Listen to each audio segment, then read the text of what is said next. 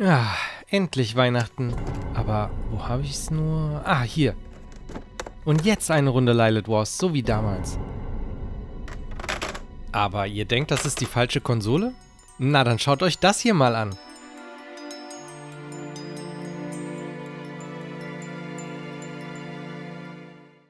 Ja, richtig gesehen. Star Fox 64 gibt's jetzt auf der Dreamcast.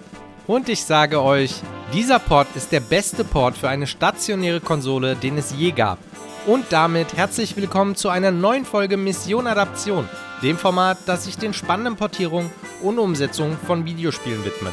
Auf geht's!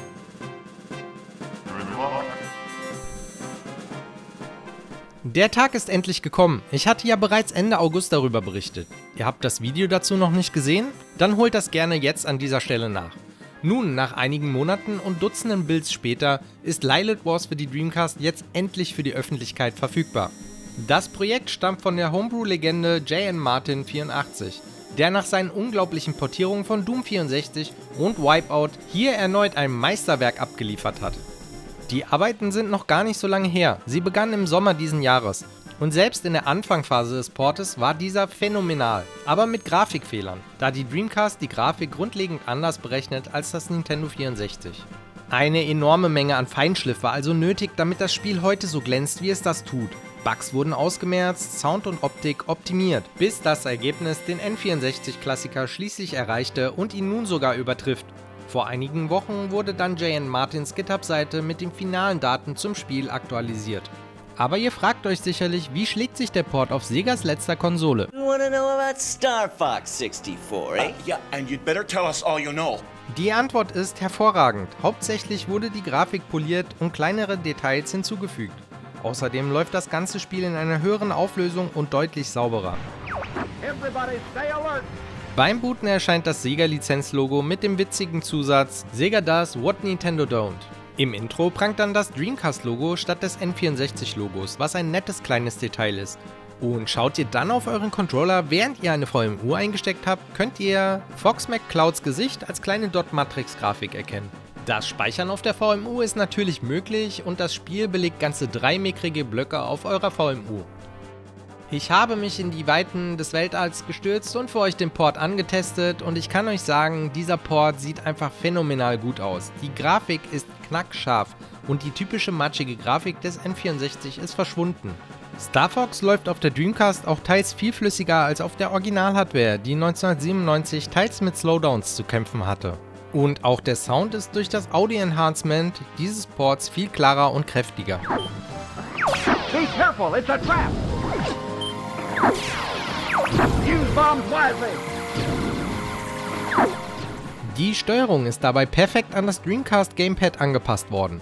Der Analogstick dient zur Steuerung des Schiffs, die A-Taste zum Schießen, die B-Taste zum Bremsen, mit X könnt ihr die Bomben abschießen und mit Y boostet ihr. Die Funktionen der C-Knöpfe auf dem N64-Controller wurden auf das Steuerkreuz verlagert und die Schultertasten nutzt ihr dann natürlich für die Barrel Roll. Do a barrel roll! Außerdem war Star Fox bekanntlich der Showcase für das Rumble Pack damals und wurde fast ausschließlich im Bundle verkauft. Lilith Wars inklusive Rumble Pack. Nur für Nintendo 64. Und deshalb funktioniert natürlich auch das Vibration Pack der Dreamcast.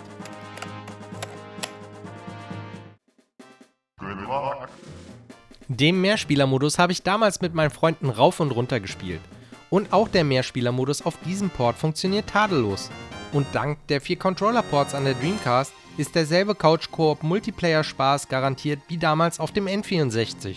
Und durch die stabilere Bildrate macht es fast sogar noch ein bisschen mehr Spaß. Sicherlich fragt ihr euch, wie ihr euch jetzt eure eigene Version zusammenbastelt. Dazu muss ich jetzt etwas weiter ausholen. Denn auch hier gibt es eine enorme Änderung und Erleichterung. Für viele Menschen, einschließlich mir selbst, die sich aus den entsprechenden Daten der GitHub-Seite eine eigene Version für die Dreamcast zusammenbasteln wollten, war es bisher nötig, eine eigene Entwicklerumgebung aufzusetzen und dann mit den entsprechenden Befehlen alles selbst zusammenzubasteln. Dieser komplizierte Weg wurde ursprünglich gewählt, um die Entwickler rechtlich natürlich abzusichern. Doch für die breite Masse bleiben solche Projekte dann fast unerreichbar. Letzte Woche verkündete aber das Team einen neuen Weg gefunden zu haben, den Prozess massiv zu vereinfachen. Und so ist es auch. Das ist wirklich ein riesiger Meilenstein für die Community. Dank eines Online-Image-Builders kann nun jeder in den Genuss des Spiels kommen, sofern er das Original besitzt. Die PAL-Fassung des Spiels funktioniert aber leider nicht. Ihr müsst auf die NTSC-Version zurückgreifen. Wie das Auslesen und Erstellen des Images geht, kann ich leider an dieser Stelle nicht zeigen. Aber ich bin mir sicher, ihr werdet definitiv einen Weg finden. Sobald ihr das ROM habt, ist es kinderleicht, sich eine eigene Version zu erstellen. Einfach das Skript ausführen und 3 Schritte befolgen. In 30 Minuten habt ihr ein fertiges, bootfähiges Image für eure Dreamcast.